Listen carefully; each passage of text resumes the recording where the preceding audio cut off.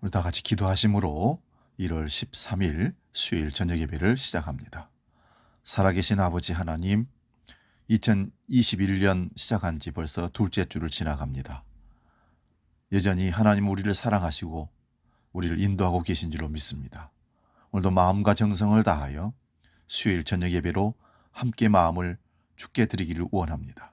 우리 마음의 예배를 받아주시고 우리가 드리는 찬송과 기도를 들어주시며 우리에게 전하고 싶은 하나님 말씀을 전하여 주시옵소서. 듣겠나이다. 그 말씀이 창조의 능력이 되어서 삶으로 실천되는 말씀으로 이끌어 주옵소서. 성령 하나님이 친히 어느 곳에서 어떤 자리에 있든지 예배에 성실함으로 집중하는 모든 성도들에게 하늘 은총으로 채워 주시옵소서. 이제 우리 찬송가 176장 주 어느 때에 오실런지 함께 찬송합니다.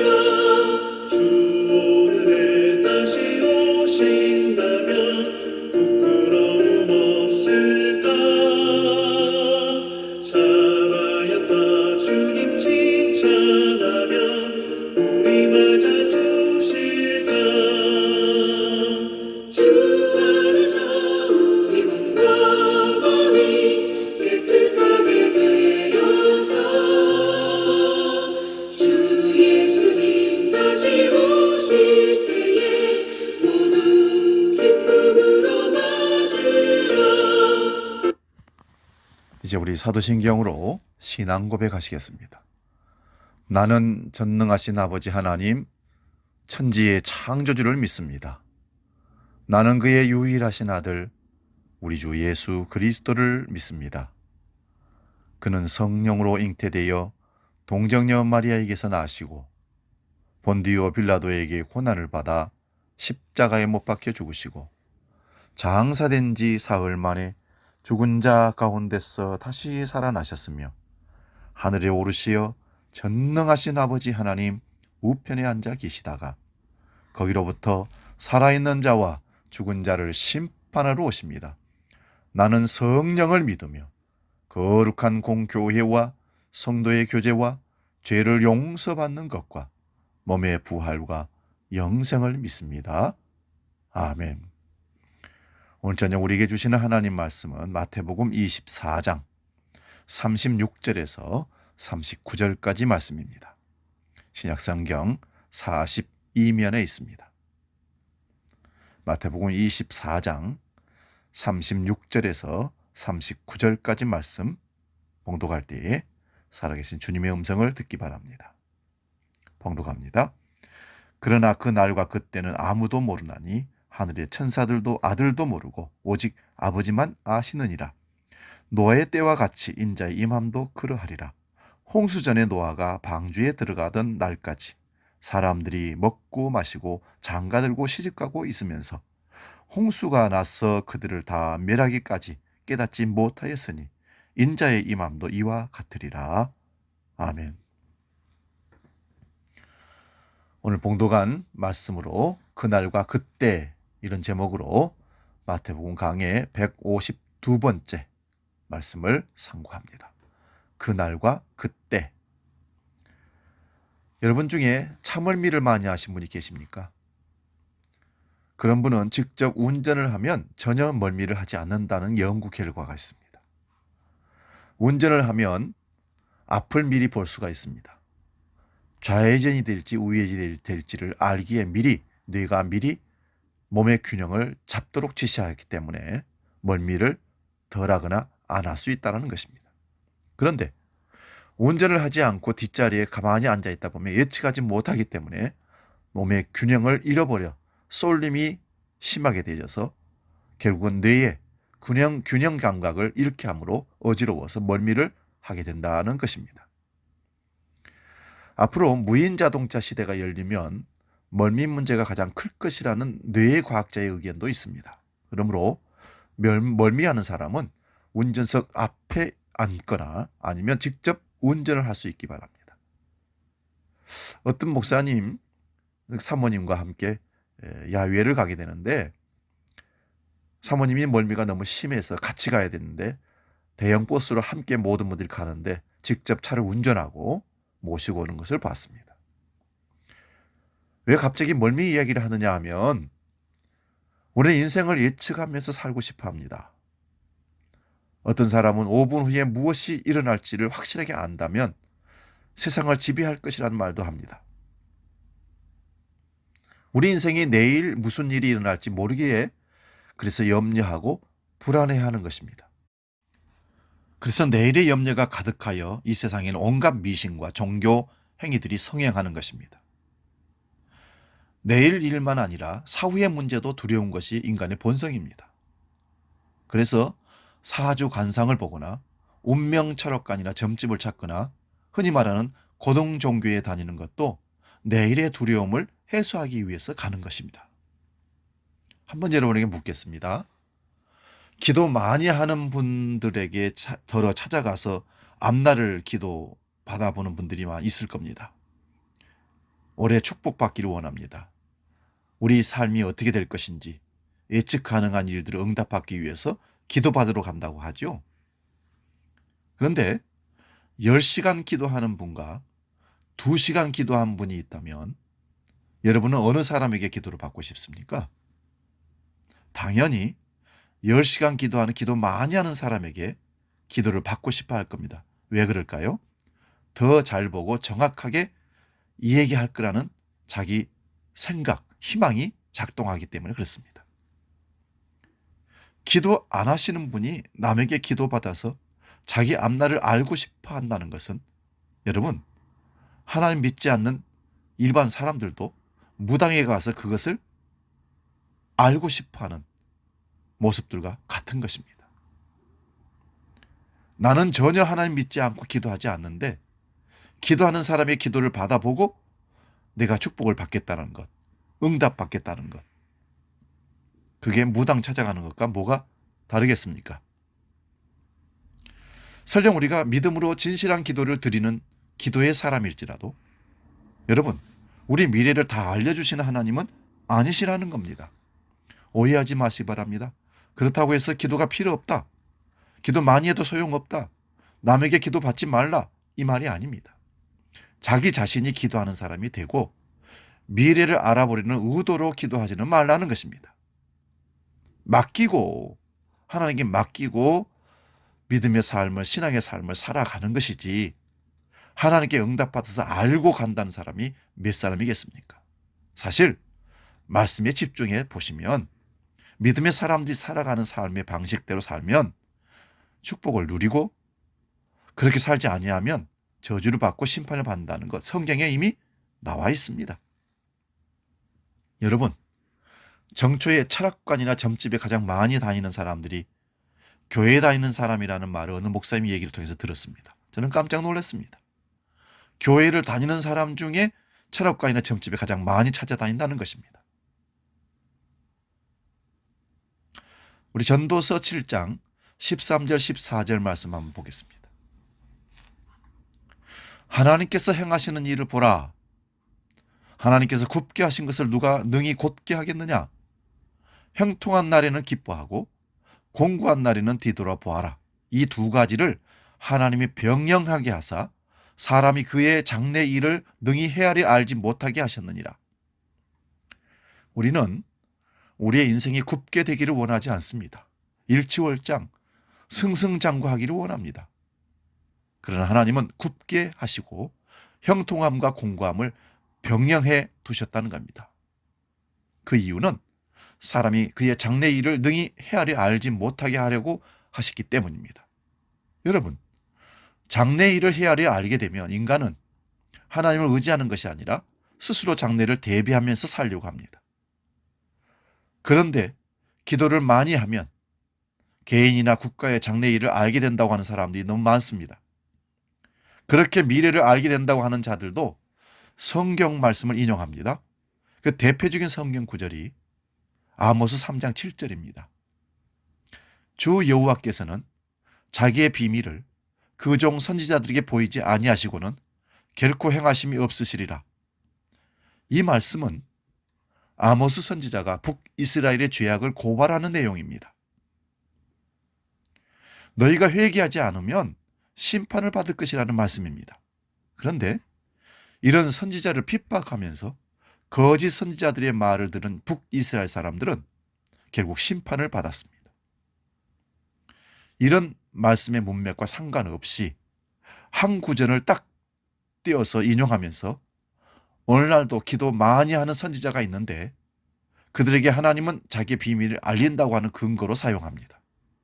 그래서 예수님이 재림한다는 날짜나 한국에 전쟁이 일어난다는 말을 수도 없이 많이 하는 사람들, 가짜들이 참 많습니다. 예수님의 재림에 대한 날짜 예언은 교회 역사 속에서 많이 있었습니다. 현대만 있었던 게 아닙니다. 과거에도 있었습니다. 초대교회 때에도 있었고 1000년 전에도 있었고 100년 전에도 있었습니다. 교회사에서 유명하다는 사람들도 예수님의 재림의 날을 말했습니다. 그런 자들만 모아도 얘기해도 몇 시간이 부족합니다. 수많은 이단에서도 재림의 날짜를 말했고 정통이라고 하는 사람들조차도 날짜를 계산했습니다. 한국에서도 1988년에 휴거된다는 소득이 일어났었습니다. 특히 한국에 전쟁이 일어난다고 하는 말들은 10번도 넘게 있었습니다. 이런 말을 따르는 사람들이 명백한 성경의 말씀을 믿지 않습니다. 오늘 본문 36절을 봅니다. 그러나 그날과 그때는 아무도 모르나니 하늘의 천사들도 아들도 모르고 오직 아버지만 아시느니라. 이 말씀을 하신 것은 무화과나무의 비유를 배우라고 하신 말씀과 연결이 됩니다. 무화과나무의 비유에 대해서는 지난주에 말씀을 드렸습니다. 이미 인자의 임함이 하나님의 나라의 임함을 지난주에 누가복음 말씀과 병행구절을 통해서 살펴보았습니다. 인자의 임함, 곧 하나님 나라의 임함이 성령의 임함입니다. 성령이 임하게 되니 육적 이스라엘의 회복을 말하는 것이 아님을 제자들이 알게 됩니다. 우리 사도행전 1장 6절에서 8절 말씀 찾아봅니다. 그들이 모였을 때에 예수께 여쭈어 이르되 주께서 이스라엘 나라를 회복하심이 이때니까 하니 이르시되 때와 시기는 아버지께서 자기의 권한에 두셨으니 너희가 알 바 아니요 오직 성령이 너희에게 임하시면 너희가 권능을 받고 예루살렘과 온 유대와 사마리아와 땅끝까지 이르러 내 증인이 되리라 하시니라. 그 앞에 있는 사도행전 1장 1절에서 5절도 한번 보면 먼저 쓴 글이 있다고 합니다. 그 글은 누가복음을 얘기하는 겁니다. 누가가 누가복음과 사도행전을 기록했는데 먼저 쓴 글이 누가복음이고 후에 쓴 글이 사도행전입니다. 누가복음에서 예수님께서 행하신 일과 십자가와 부활과 승천까지의 내용을 기록하고 사도행전은 성령이 임함으로 사도들이 예수님의 증인이 된 내용을 말합니다.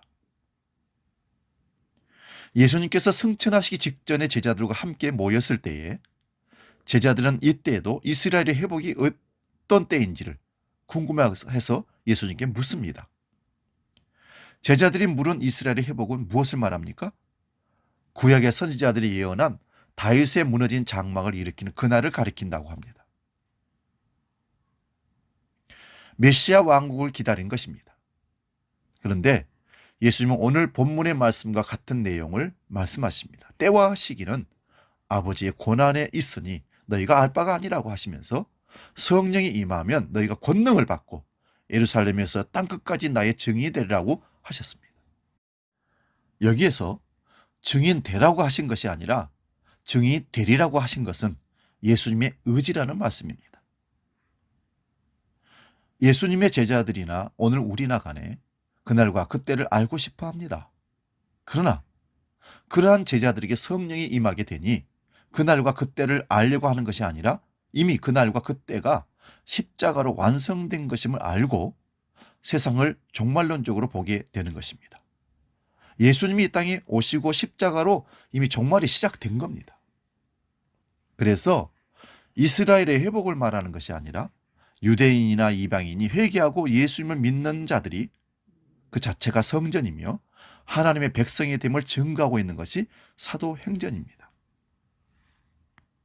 그런데 사도들이 유대인들이기에 이 벽을 넘기기가 너무 힘듭니다. 어렸을부터 선민의식에 늘 찌들어 있었기 때문에 그 선민의식을 깨는 것이 얼마나 어려운지, 성령이 임해도 그들의 율법적인 전통들로 인해서 이방인에게 복음이 증거되는 것을 거부합니다. 베드로도 그렇지 않습니까? 예수님은 성령이 임하게 되면 예루살렘과 유대와 사마리아와 땅끝까지 이르러 내 증인이 되리라고 하셨습니다. 예수님의 말씀대로 성령이 임해서 예루살렘에 복음이 증거됩니다.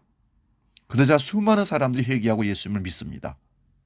성령이 임한 자들이 그때 120명 정도 됐다고 했습니다. 이들이 권능을 받고 너희가 십자가에 못 박아 죽인 예수를 하나님이 살리시고 주와 그리스도가 되게 하셨다는 복음을 전했을 때 하루에 3,000명, 어떤 때는 5,000명이 회개하고 주께로 돌아오게 되었습니다. 그런데 예루살렘에만 머물러 있었습니다. 그때의 수데반 집사의 순교를 통해서 예루살렘에 핍박이 일어나자 예수를 믿는 사람들이 각 지역으로 흩어지게 됩니다. 이것을 흩어진 교회라고 할 수 있습니다. 빌립 집사가 사마리아의 복음을 전합니다. 예루살렘의 사도들이 사마리아도 복음을 들었다는 말을 듣고 베드로와 요한을 보냅니다. 그들이 빌립이 전한 복음을 듣고 믿었지만 아직 성령이 임하지 않았습니다. 그래서 베드로와 요한이 그들에게 안수하자 성령이 임했습니다. 이것을 가지고 예수 믿음과 성령 임함이 다르다고 하는 분들이 있는데 저는 그렇게 보지 않습니다. 유대인들이 개같이 여기는 사마리아 사람들에게, 사람 취급하지 않는 그들에게 사도들이 받은 동일한 성령이 임함을 목격한 사건입니다. 이렇게 놀라운 일을 목격하였음에도 불구하고 이방인에게 복음 증거하려고 하지 않습니다. 유대인들과 이방인들의 벽이 이렇게 높습니다. 그러나 예수님께서 말씀하신 땅끝까지 복음의 증인이 되어야 합니다. 그러므로 주님께서 베드로에게 환상을 보여줍니다. 점심시간에 옥상에 기도하고 있는데 환상이 보입니다. 율법에 의하면 부정한 짐승과 곤충들이 가득한 그릇이 내려옵니다. 보자기가. 음성이 들리기를 잡아먹으라고 합니다.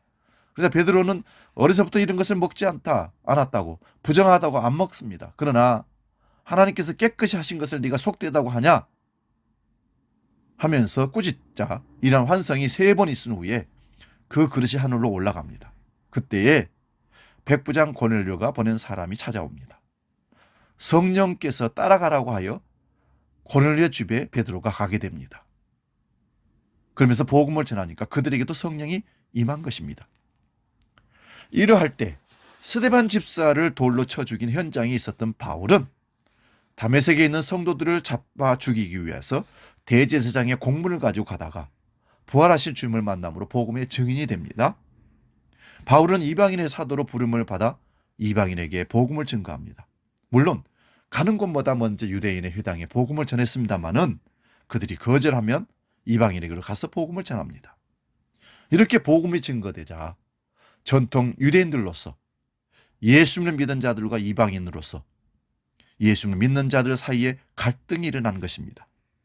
물론 전통 유대인들이 갈등을 일으킵니다. 이방인들이 예수를 믿는 것으로는 구원이 안 되고 율법을 지켜야 한다는 것입니다.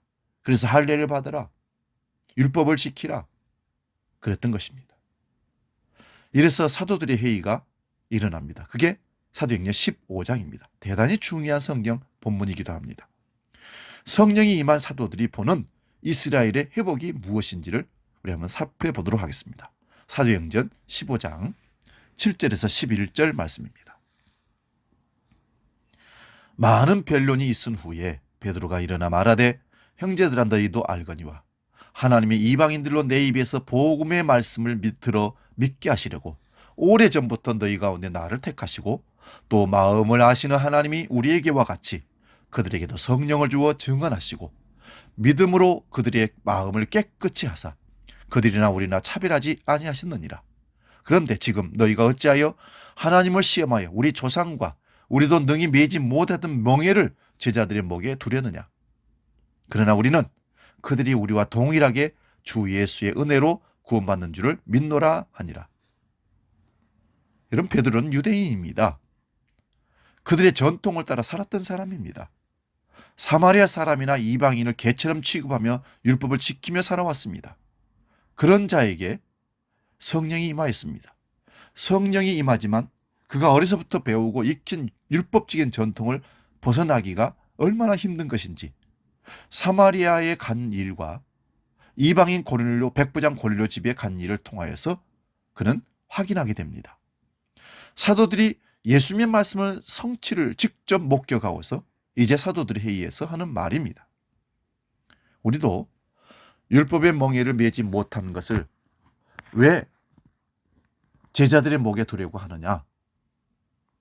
우리나 그들이나 동일하게 주 예수의 은혜로 구원을 받았다고 합니다.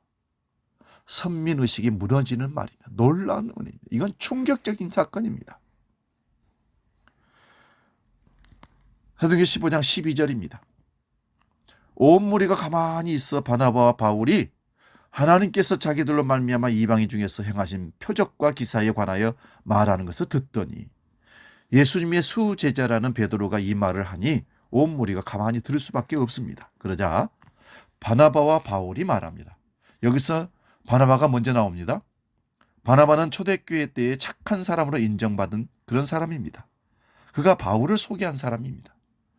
바나바와 바울이 하나님께서 자기들을 통하여서 이방인 중에서 행하신 그 일들을 말하니까 그 모인 무리들이 다 들었다는 것입니다. 그리고 13절에서 18절도 봅니다. 말을 마침에 야고보가 대답하여 이르되 형제들아 내 말을 들으라. 하나님이 처음으로 이방인 중에서 자기 이름을 위할 백성을 취하시려고 그들을 돌보신 것을 시므온이 말하였으니, 여기 시므온은 베드로입니다. 선지자들의 말씀이 이와 일치하도다. 기록된 바 이후에 내가 들어와서 다윗의 무너진 장막을 다시 지으며 또 그 허물진 것을 다시 지어 일으키리니 이는 그 남은 사람들과 내 이름으로 일컬음을 받는 모든 이방인들로 주를 찾게 하려 함이라 하셨으니 즉 예로부터 이것을 알게 하시는 주의 말씀이라 함과 같으니라. 모든 증언들을 마치자 결론적으로 야고보가 말하는 것입니다. 하나님이 처음으로 이방인 중에서 자기 이름을 위할 백성을 취하시려고 그들을 돌보신 것을 베드로가 말했다고 합니다. 베드로의 말을 야고보가 인정하면서 확실한 근거를 선지자의 말씀을 인용합니다. 그 인용 구절이 아모스 9장 11절에서 12절 말씀입니다. 그날에 내가 다윗의 무너진 장막을 일으키고 그것들의 틈을 막으며 그 허물진 것을 일으켜서 옛적과 같이 세우고 그들이 에돔의 남은 자와 내 이름으로 일컫는 만국을 기업으로 얻게 하리라. 이 일을 행하시는 여호와의 말씀이니라. 여러분, 다윗의 무너진 장막을 일으킨다는 것을 성령이 임하기 전에는 문자적으로 이스라엘의 회복만 생각하고 이스라엘이 다시 일어날 것이라는 것을 바라본 것입니다. 그런데 성령이 임하고 나서 내린 결론은 그 다윗의 무너진 장막을 일으킨다는 내용에 이방인이 포함된다는 것을 비로소 인정하게 되는 말씀이 야고보 사도의 얘기입니다. 성령이 임하기 전에는 이런 말씀이 기록되어 있어도 보이지 않았던 것입니다. 이것이 바로 모세의 수건이 가려져 있었던 것입니다. 그런 수건이 예수님의 제자들에게도 바울에게도 다 있었습니다. 그러나 예수님의 말씀대로 성령이 임하게 되자 성령께서 친히 이들을 이끌어서 사마리아와 이방인에게 전도를 하게 하심을 통해서 드디어 이방인에게도 성령이 임하고 하나님의 구원이 임한다는 사실을 알게 된 것입니다. 제가 그날과 그때에 대해 이렇게 길게 말씀드린 이유가 무엇인지를 아시겠습니까? 그날과 그때가 육적 이스라엘 백성들이 기다린 그날이 아니라는 것입니다. 그날과 그때는 예수님의 십자가로 다 이루심과 그의 성령을 부어주심으로 그날과 그때가 시작이 된 것입니다. 예수님이 왕으로 등극하셨으며 그 예수님의 다스림을 받는 자들이 하나님 나라의 백성이 된 것입니다. 그러므로 예수님의 핏값을 주고 산 백성들이 하나님 나라의 백성입니다. 여기에는 유대인이나 이방인의 차별이 없습니다. 오직 주 예수 그리스도의 은혜로 구원을 얻는 것입니다. 이것이 이스라엘의 회복을 기다린 사도들의 결론입니다. 사도행전 15장 18절 한번 다시 봅니다. 즉 예로부터 이것을 알게 하시는 주의 말씀이라 함과 같으니라. 야고보가 아모스의 말씀을 인용하면서 예로부터 이렇게 되는 것이 주의 말씀이라고 한 배경의 말씀은 이사야 45장 20절에서 23절 말씀을 얘기합니다. 이사야서 45장 20절에서 23절 읽겠습니다. 열방 중에서 피난한 자들아 너희는 모여오라. 함께 가까이 오라. 나무상을 가지고 다니며 구원하지 못하는 신에게 기도하는 자들은 무지한 자들이니라. 너희는 알리며 진술하고 또 함께 의논하여 보라. 이 일을 옛부터 듣게 한 자가 누구냐? 이전부터 그것을 알게 한 자가 누구냐? 나 여호와가 아니냐? 나 외에 다른 신이 없나니 나는 공의를 행하며 구원을 베푸는 하나님이라. 나 외에 다른 이가 없느니라. 땅의 모든 끝이여 내게로 돌이켜 구원을 받으라. 나는 하나님이라. 다른 이가 없느니라. 내가 나를 두고 맹세하기를 내 입에서 공의로운 말이 나갔은즉 돌아오지 아니하나니 내게 모든 무릎이 꿇겠고 모든 혀가 맹세하리라 하였노라. 옛날부터 선지자들로 이미 말씀하신 내용이 이제 이루어지고 있음을 성령이 임한 사도들이 증거를 하고 있는 겁니다. 사도행전 2장 29절에 36절도 한번 보겠습니다. 들어보십시오. 형제들아 내가 조상 다윗에 대하여 담대히 말할 수 있노니 다윗이 죽어 장사되어 그 묘에 오늘까지 우리 중에 있도다. 그는 선지자라 하나님이 이미 맹세하사 그 자손 중에서 한 사람을 그 위에 앉게 하리라 하심을 알고 미리 본고로 그리스도의 부활을 말하되 그가 음부의 버림이 되지 않고 그의 육신이 썩음을 당하지 아니하리라 하더니 이 예수를 하나님이 살리신지라. 우리가 다 이 일의 증인이로다. 하나님이 오른손으로 예수를 높이심에 그가 약속하신 성령을 아버지께서 받아서 너희가 보고 듣는 것을 부어주셨느니라. 다윗은 하늘에 올라가지 못하였으나 친히 말하여 이르되 주께서 내 주에게 말씀하시기를 내가 네 원수로 네 발등상에 되게 하기까지 너는 내 우편에 앉아 있으라 하셨도다 하였으니 그런즉 이스라엘 온 집은 확실히 알지니 너희가 십자가에 못 박은 이 예수를 하나님이 주와 그리스도가 되게 하셨느니라 하니라. 성령이 임한 베드로가 다윗의 시편을 인용해서 이렇게 복음을 전했습니다. 예수님께서 하늘의 보좌에 앉으신 것입니다. 다윗 언약을 따라 오실 그리스도가 이스라엘의 임금으로 등극할 줄 알고 따라갔던 베드로였습니다. 그래서 주님의 나라를 회복할 때가 언제입니까? 이스라엘의 왕으로 예수님을 생각했던 것입니다. 다른 제자들도 마찬가지였습니다. 그래서 예루살렘에 따라 올라갔던 것입니다. 베드로는 십자가 앞에서 3번이나 저주 맹세를 부인했습니다. 왜 그럴까요? 저분이 그런 분이 아니라면 그래서 지금까지 따랐던 예수님에 대한 신뢰, 믿음이 떨어졌던 것이죠. 그러나 부활하신 예수님께서 다시 찾아오셨습니다. 그리고 성령을 약속하시고 약속하신 대로 승천하신 후에 성령을 부어주셨습니다. 이스라엘 왕이 아니라 온 우주 만물의 왕으로 주님이 등극하셨습니다. 그렇게 성령이 임한 베드로가 이렇게 분명하게 복음을 증거했습니다. 여기서 어떤 혈통적인 이스라엘 왕국을 말하지 않습니다. 이어지는 37절 39절 말씀입니다. 그들이 이 말을 듣고 마음에 찔려 베드로와 다른 사도들에게 물어 이르되 형제들아 우리가 어찌할꼬 하거늘 베드로가 이르되 너희가 회개하여 각각 예수 그리스도의 이름으로 세례를 받고 죄사함을 받으라. 그리하면 성령의 선물을 받으리니 이 약속은 너희와 너희 자녀와 모든 먼데 사람 곧 주 우리 하나님이 얼마든지 부르신 자들에게 하신 것이라 하고 베드로가 성령이 충만하여 복음을 전할 때에 39절을 보시면 분명히 유대인에게만 아니라 먼데 있는 사람이라고 합니다. 이들이 흩어진 유대인들만 말하는 것이 아니라 하나님이 얼마든지 부르신 자들에게 하신 것이라고 말씀합니다. 그러므로 사도행전 2장에서 성령이 충만하게 복음을 전한 내용 안에 예수님의 승천과 등극이 왕으로서의 등극이 일어났음을 전합니다. 그리고 먼데 있는 자들 곧 하나님이 얼마든지 부르신 자들도 회개하고 예수님을 믿음으로 하나님 백성이 될 것을 전하였습니다. 이방인 고넬료 집에 가라고 환상을 보여주시고 주께서 명하신 대로 주저하고 있는 그 모습에서 다 나왔습니다. 그러나 결국은 사도행전 15장의 결론이 나왔습니다. 그날과 그때를 말씀드리면서 사도행전을 이렇게 말씀드린 이유를 아시겠습니까? 예수님의 십자가의 죽으심과 부활과 승천과 성령의 임함으로 인해서 육적인 이스라엘 회복을 말하는 것이 아닙니다. 저 팔레스타인 땅에 이스라엘이 재건되고 제3성전의 이야기들은 거의 다 세대주의적인 종말론자들, 해석을 하는 자들에 의해서 일어나고 있습니다. 예수 그리스도의 십자가가 다 이루었습니다. 이미 사도들이 육적인 이스라엘 회복을 말하면서 그날과 그때를 말하는 것이 아닙니다. 성령이 임하게 되면 예수님의 십자가의 완성을 말하는 것입니다. 예수님의 십자가로 다 이루심이 이 역사의 속에 펼쳐지고 있는 것입니다. 그러므로 예수님의 십자가를 종말의 확정이며 새하늘과 새 땅의 시작으로 보는 것이 성령이 임한 사도들의 증언입니다. 본문 37절 39절 다시 봅니다. 노아의 때같이 인자의 임함도 그러하리라. 홍수전에 노아가 방주에 들어가던 날까지 사람들이 먹고 마시고 장가들고 시집가고 있으면서 홍수가 나서 그들을 다 멸하기까지 깨닫지 못하였어요. 인자의 임함도 이와 같으리라. 인자의 임함이 노아의 때와 같다고 합니다. 여기서 인자의 임함이란 말 그대로 예수님의 재림의 때를 말합니다.